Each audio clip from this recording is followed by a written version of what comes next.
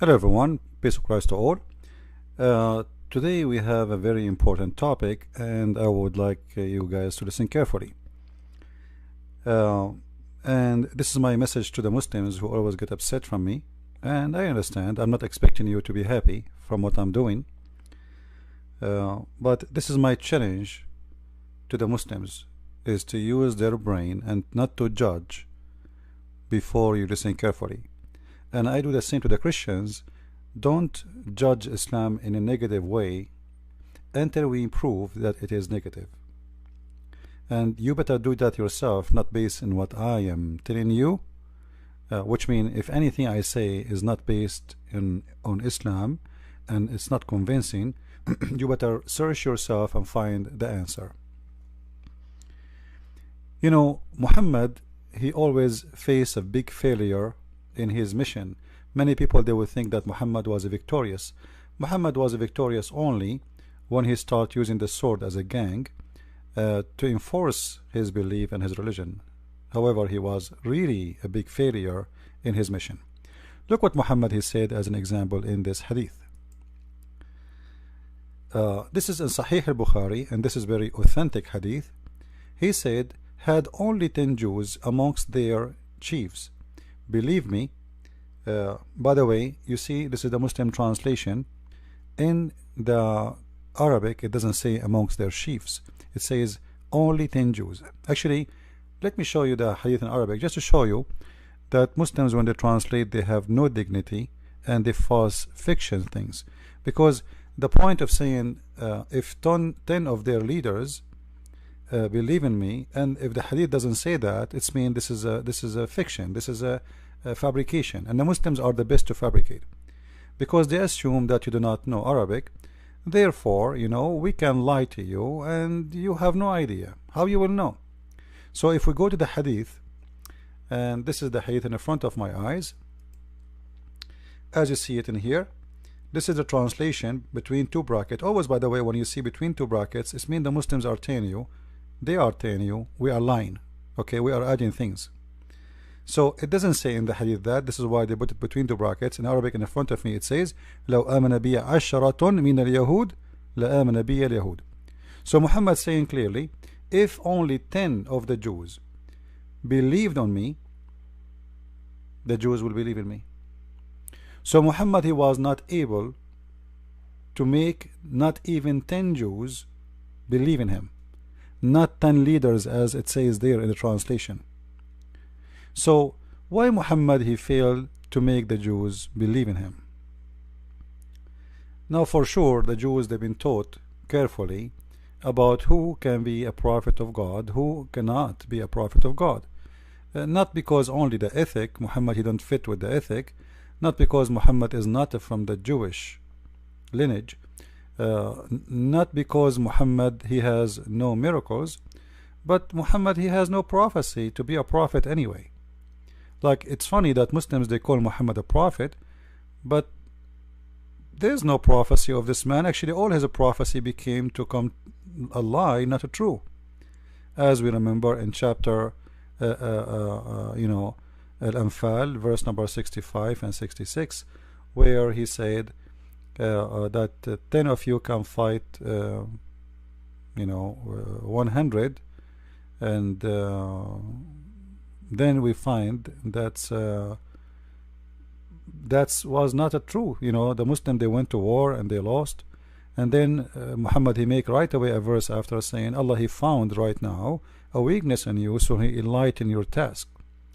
And other false prophecy, when Muhammad he said the moon is, the judgment day is near and the moon is split, and there's no moon split and nobody witnessed that. You see, when the moon is split, the whole world should see that, and historian around the earth, this is not something to forget to mention. This is the moon. And just to remind you, if the moon is split in Arabia, people in Europe, they will see it in the same time, because zone time is very close to each other. And at that time, especially at that time, the Roman was in the borders of the what is called today the Arabian Peninsula, which is Syria and Jordan and Israel. So we are talking about the same location, and yet nobody ever from the Roman or even the Persian or anywhere in the world, or even India. India is not far away from Saudi Arabia, by the way. It's just across the sea. You know, you can go in 6 hours trip in the sea, and you will be in Pakistan. So nobody, no historian ever mentioned that the moon split as the Muslims claim, and then he said the judgment day is near, and you know, this was a false prophecy mentioned 1400 years ago, and still the judgment day is not near. So when Muhammad, he said, if 10 Jews believe in me, the rest of the Jews will believe. Well, that's because there is no reason for anyone to believe in you, because you failed. You fail in every way, in every mean. And today our video is to prove to prove that Muhammad was nothing but a failure, to prove that he is a messenger of his God, who he claimed to be a God, and he could not provide any proof of that. But actually our video is more deep than just proving Muhammad to be a false prophet by a false prophecy. There is more evidence that Muhammad was extremely a false prophet. If we go to the Quran as an example, in chapter 64 verse number 11, you can read any translation you want, and as you know, I don't approve any Islamic translation. However, I use it just so Muslims don't say this is my translation. According to the Quran, as you see in front of me, nothing, no disaster, no bad things can happen to you unless by the leave of Allah. So I want you to keep that on mind. No bad thing ever can happen to you except by the leave of Allah. What does that mean? To make it simple, if a car accident happened to you, it is Allah who made it happen.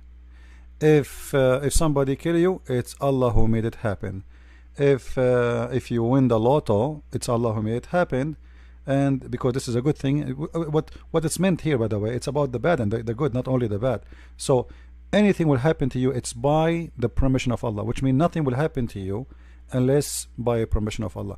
Now some of you might say, well, I believe as a Christian that nothing can happen to me unless God approve it. This is not really true. You see, God, he created us in this earth, and he, you know, he gave us a free will to do things, and free will mean I can do things without his intervene. So if I want to kill somebody, it's not Allah who asking me to kill him. It's not Allah, or you know, if I am a Muslim, I'm trying to speak to the Muslims.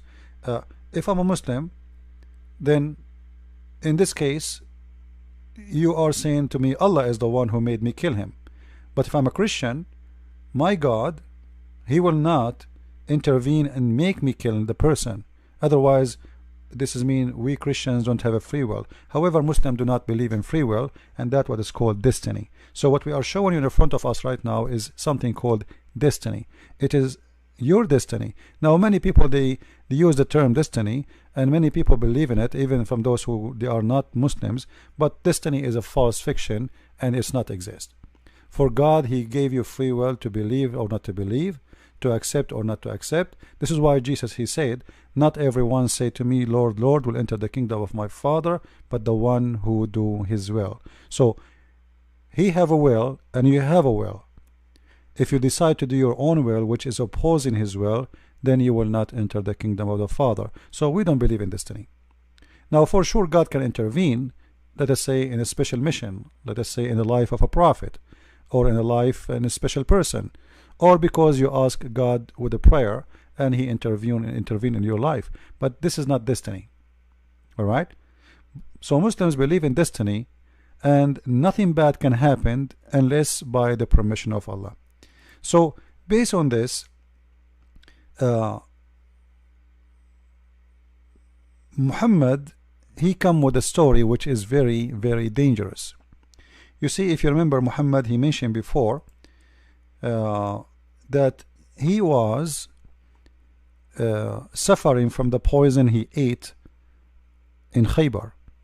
If you don't remember the story, Muhammad, he mentioned, or the Muslims, they mentioned to us that Muhammad, after he killed the people of Khaybar, a Jewish woman, she cooked for him a sheep, and then she put a poison in it, and when Muhammad and his companions start eating, the one next to him, he died in the spot right away, immediately, which means he hit where the poison is so strong. Now Muhammad, he ate from the poison, but he did not infected the same as the one who was next to him, because he did not take that part which is full of poison. So he was infected, so he was dying slowly. Look what the Prophet here is saying. The Prophet, sorry, Aisha, she's saying, the Prophet in his element of death, which he died, used to say, which mean many times, which mean always when this man he suffer or he have a pain, he say always repeating the same. O Aisha, I still feel pain caused by the food I ate at Khaybar, and at this time I feel as my aorta is being cut off from the poison. So Muhammad here is confirming that he is dying because of the poison. If the Muslim want to say Muhammad is wrong, he's stupid, well, this is your business. Alright, now he is the one saying that. You go and ask him why you are saying that. We don't agree with you. And the funny, Muslims don't agree even with their prophet, when the story Muhammad he mentioned is going to expose him for being a false prophet. Now what this have to do with being false prophet? If we go to different hadith, we will find the following. This is the story where Muhammad he was poisoned by the women. Alright, this is Sahih Muslim, this is Sahih Hadith, so the Muslims cannot say to us it's weak. Alright, you see the numbers in the front of your eyes. And when the woman she gave Muhammad the poisoned sheep, Muhammad, after and a guy he died next to him, so he asked her, he called her, you know, Muhammad, they arrested the women, and he asked her, why you did that, you know, why you did that. Actually the story here is not accurate. I tried to find it in English, I could not. The story in Arabic, it says, you killed my husband, my brother, and my family, and I have the right to kill you.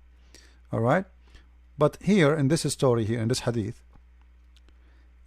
she said, I had determined to kill you. Thereupon he said, Allah will never give you the power to do it. Hold on, that is very dangerous. Allah will never give you the power to do it. It's mean Allah is the protector of Muhammad, and he is a special one to Muhammad, and there is no way Allah will let that to happen to him. As you see, the one who is mentioning this is Muhammad himself, not the women. The women, she said, I am determined to kill you. Muhammad is the one saying, you know, if I am, you know, this will never happen to me, because simply I am a prophet of God. I am protected by God. Now the story here, they have many ending. Like here they say did not kill her right away, and some story they say she became a Muslim. Some story they killed her. It says they killed her because she killed his companion immediately, based on that poison. So there is many stories about it. All right. Now here, look what it says here. That they are mentioned even in this hadith that Muhammad he always speak about the poison is affecting his vulva sorry, in his artery, and always he is suffering from the pain of this poison. Now Muhammad, when he said Allah will never allow you or will never give you power to do it, and then we find this hadith where it says that the food I ate in Khaybar is killing me. The poison I ate in Khaybar is killing me. That's mean Muhammad is he made a false statement in that story there. Do you see what I'm saying? If he is saying Allah will never allow you to do that, but as we see, the result is the opposite. The result is it happened. Obviously Allah he allowed it to happen, if Allah is exist. Then Muhammad and the Muslims need to explain to us how Muhammad he claimed that he is a prophet of God, and he don't say anything unless it's coming from God, and then he say two things contradicting each other. Actually, the story is more deep than this, because there's many hadith about this story, as we see in front of us here. I will try to make the text bigger in this page. All right, you will see the woman when she killed Muhammad. This is one of the hadith. I see there's many hadith here in front of us. He asked her, why I wanted to kill you. He said Allah would not let you do that. They said, shall we kill her? He said no. Now in different hadith right away it says that they killed her because they have a disagreement about if they killed her or not. Then as you see here, the report differ as to whether or not she was killed. It seemed that the Prophet etc. did not kill her at the first, but then he killed her later. Alright, so in the beginning he did not kill her right away, but then he executed her, alright, for a punishment. Now the question here, the you know, in the story, when Muhammad he asked her, what made you do that? Look what she said. Read with me please. We wanted to know if you are a liar, in which case we would have got rid of you, and if you are a prophet, then the poison would not harm you. That's extremely dangerous. Let me be sure it is more clear for you guys in the screen. Let us do it this way. I'm making the text bigger so you guys can see it better. All right, I hope it's clear. So she is trying to determine if he is a prophet or not, and what she will do is going to confirm that if he is a prophet, God will save him.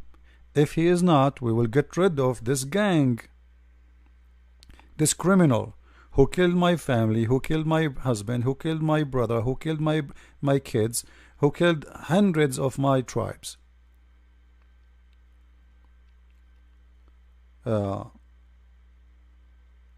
Then you will see the hadith continues saying the Prophet used to feel ill because of this food.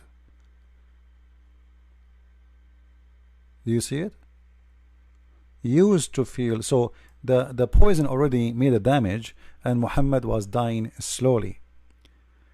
But this is mean that the test the woman she did, it was a very confirming test, because she said here, we wanted to know if you were a liar, in which case we would have get rid of you, and if you are a prophet, then the poison would not harm you, which means God will save you and you will not die because of it.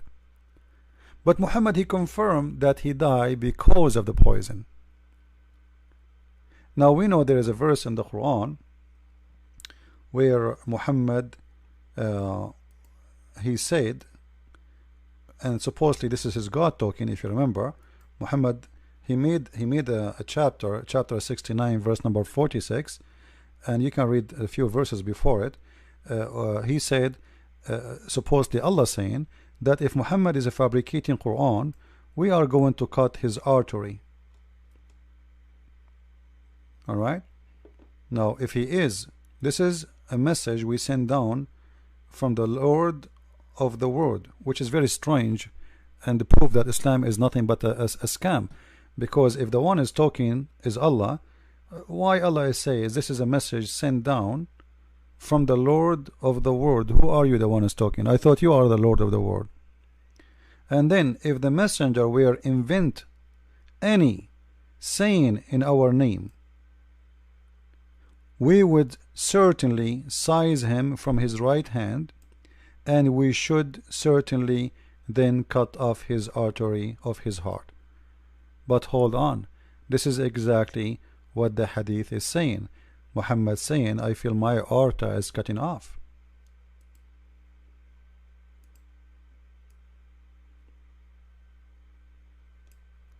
So Muhammad proving to us in every way, in every mean, that he is a false prophet. Even the action proving it, even the promise he make proving it. Because when you say to the women, Allah will never allow that to happen to me, Allah will not let that to happen to me, Allah will never give you power to do it. Why Muhammad is saying that? Because he is a prophet. And this is exactly what the woman she said to him too. We wanted to know if you are aware, if you were a liar, in which case we would have get rid of you, and if you were a prophet, then the poison would not harm you. And you see the hadith reported. This is a very strong hadith in many locations, in many books. The same story. All right. She said, I wanted to see if you were a prophet, then Allah would tell you about it, and if you were not a prophet, Allah would be rid of you. That's mean Muhammad, he fell into the test. And the funny Muhammad, he says, if you eat 7 ajwa a day, which means 7 palm tree fruits a day, no poison can affect you and no black magic can affect you. And later we find that he died in poison, and he is eating 7 ajwa a day, which is additional proof that he is making up lies about eating 7 ajwa, and you will be saved, nothing will affect you.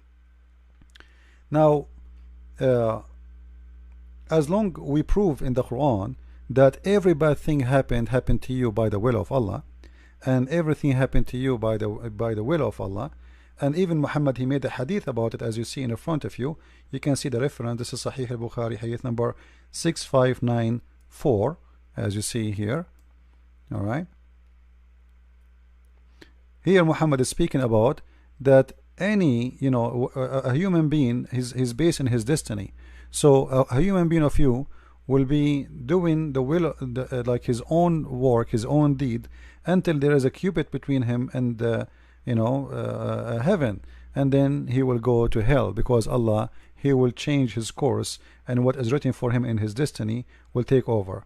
So the one who will go to fire, he will go to hell, to heaven, and the one who will go to heaven, he will go to fire, because at the end of the day, it is not your deeds, it's not your work, it's what Allah wrote for you.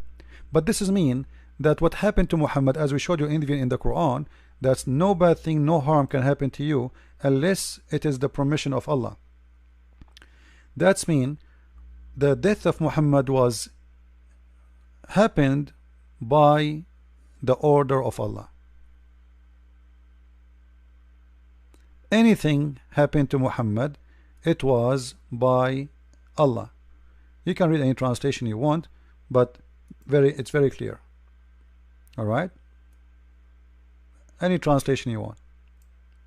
This is mean that Muhammad, he was killed. If Allah exists for real, and if this verse is true, that mean Muhammad was killed by Allah, not by this woman.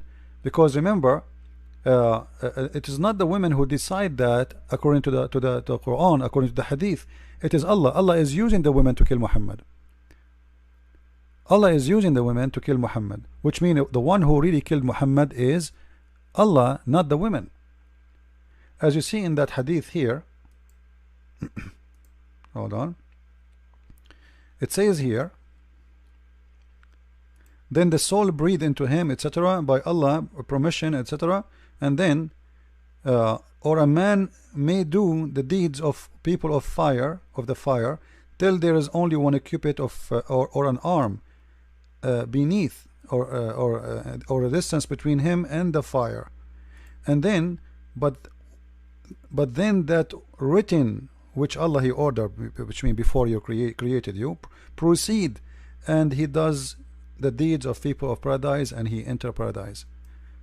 So you do the bad deed by your will,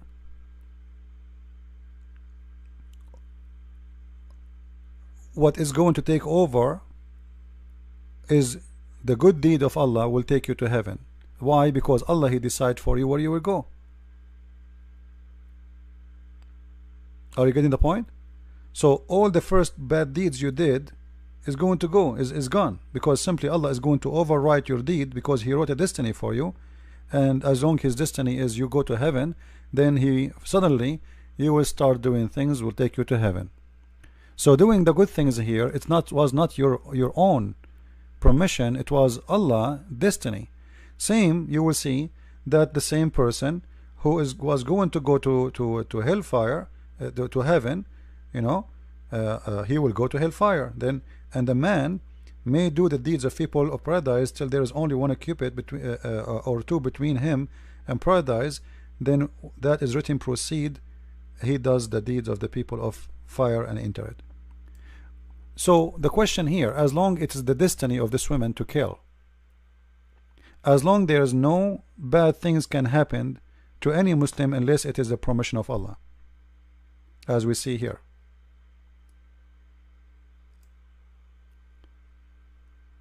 And as long Muhammad, he said, Allah will never allow such a thing to happen to me.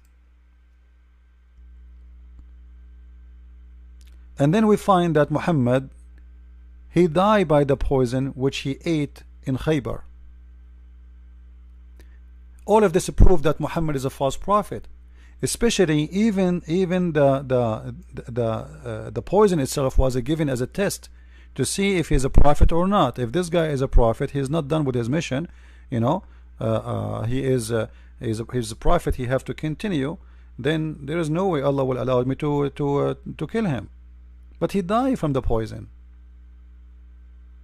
Actually, he died more painful pain because he was dying slowly. So Allah did not save him, and the poison affected him badly. And immediately you see in the hadith, it's speaking clearly that always he feel bad and he feels sick because what happened to him in that story. So Muhammad, he failed the test of the women. Muhammad failed his own test when he said Allah will never allow such a thing to happen to me. He will never give you power over that, and obviously she got the power to do that, which means Allah protection is false protection, and him promising that Allah will protect him is a false promise, and that make him a false person who make false claim, and he is a liar. So all of this will lead us to very simple question. Who is the one he killed Muhammad? Based on the reference we showed you, it was Allah, if Allah is a true God.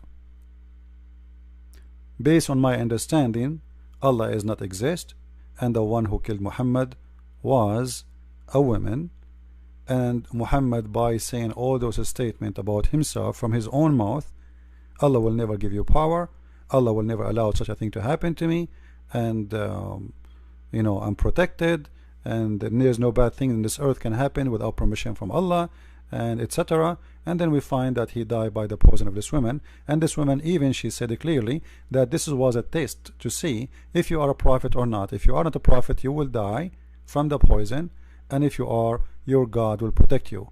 And all of those things gave Muhammad failure in every way, in every mean. So I wanted to share this video with you, and at the end of this video I would like to remind people who ask me how we can help in donation. Simply, the donation is very simple, guys.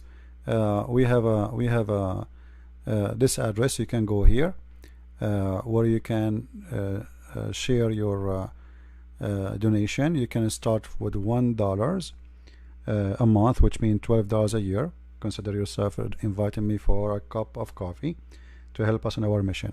However, if you are willing to do more, it's up to you, but this is how it starts, and you can cancel it anytime you want. Now the website is very easy to work with. You can cancel anytime your donation, and you can edit it, which means you can increase, you can decrease. Let us say you said this month I want to give $1, next month you said I want to make it $2.